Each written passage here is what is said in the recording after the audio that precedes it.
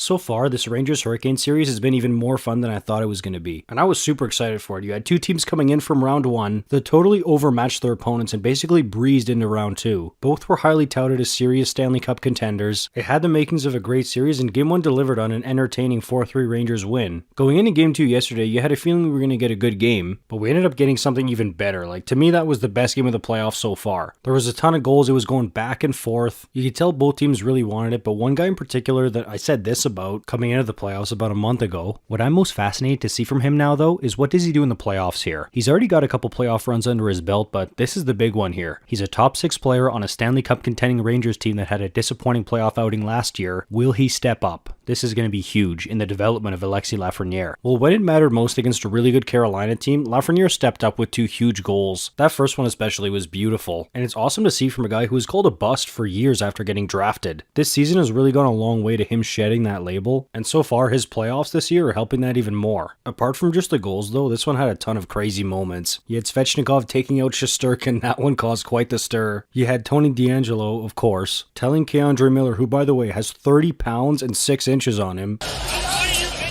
That one made me crack up, and hey, the bad blood between these two teams, it's rising. And then you have the Trouba play where he literally ends up like this. Dude's acting like he's in a Matrix movie. Now look, as he's loading up for necas drops down. Like, dude literally hit the deck to try to avoid Trouba. Now, it's clear that Trouba wants a piece of him. From here, if he would have dropped with necas and finished his check on necas as he was dropping because he wanted a piece of him so bad, I would have no problem with this. Watch what he does instead, though. What is with Trouba and his constant need to do the chicken wing flying elbow? That's the part of this I hate, because if he would have connected on that, it really would not have been good. And look, some people are trying to give him the benefit of the doubt, like, oh, he's just trying to brace himself going into the boards. I might be a little more inclined to believe that if this was Trouba's first ever flying elbow attempt. Anyways, we head to double overtime where Brady Shea gets called for cross-checking, sending the Rangers to a key power play. Yes, it was a bit of a ticky-tack call, especially in a playoff double overtime scenario, but these things tend to even themselves out. The real question is who capitalizes on their opportunities. And that's exactly what the Rangers did, courtesy of Vincent Trocheck. He put that thing right through the wickets, dead center. MSG went wild and we got that great shot of him up against the glass, basically celebrating with the fans. What a way to win a game, and what a way to lose a game if you're Carolina. The Canes did play a really good game though. I mean, they put 57 shots on Shesterkin.